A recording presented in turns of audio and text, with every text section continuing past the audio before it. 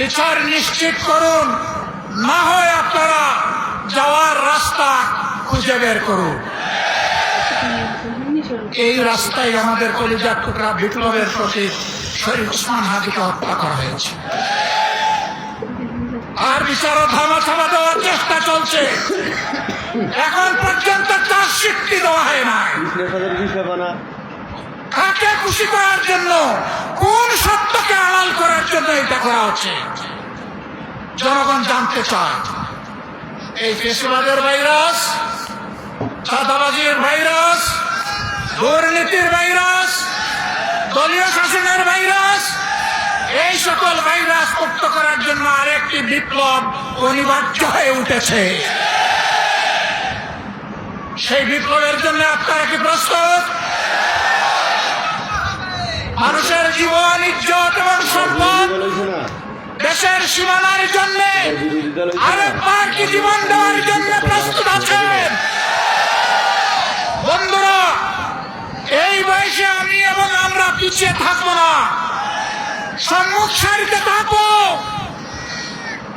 আড়ালে আপনারা নয়, তবুও বাংলাদেশের দিকে কাউকে লাল চোখ দিয়ে তাকাতে দেব না ইনশাআল্লাহ। কোন কালো হাত বাড়ালে সেই হাত ঘুরিয়ে দেওয়া হবে।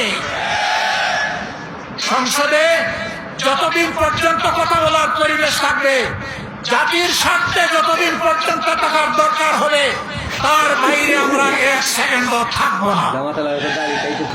যেদিন সংসদের প্রয়োজন ফুরিয়ে যাবে, যেদিন মনে হবে এই সংসদে আর কথা বলে লাভ নাই, সেদিন সেই সংসদে কথা হাদিস বলে আমরা বেরিয়ে আসবো। নির্বাচনের সময় তারা বলেছিলেন, তারা নির্বাচিত হলে ফেসিবাদের হাতে যতগুলা খুন হয়েছে, গুম হয়েছে, নির্যাতন হয়েছে, সবগুলার বিচার তারা করবে। ক্ষমতায় বসার পর এখন তাদের সুর পাল্টে গেছে। অত্যন্ত দুঃখ ভারাক্রান্ত হৃদয় নিয়ে আজ আমরা আপনাদের সামনে দাঁড়িয়েছি। দীর্ঘ 17.5 বছরের ফেসিবাদী শাসনের জাতাকলে পৃষ্ঠ এই জাতিকে আল্লাহ তাআলা আমাদের ছাত্র, শ্রমিক, যুব জনতার আন্দোলনের মধ্য দিয়ে মাত্র 2টি বছর আগে আমাদেরকে মুক্তি দিয়েছিলেন। সেই সময়ে যে দলটি আমাদের মতোই মজলুম ছিল, নির্যাতিত ছিল, আজকে তারা ক্ষমতায় আছে।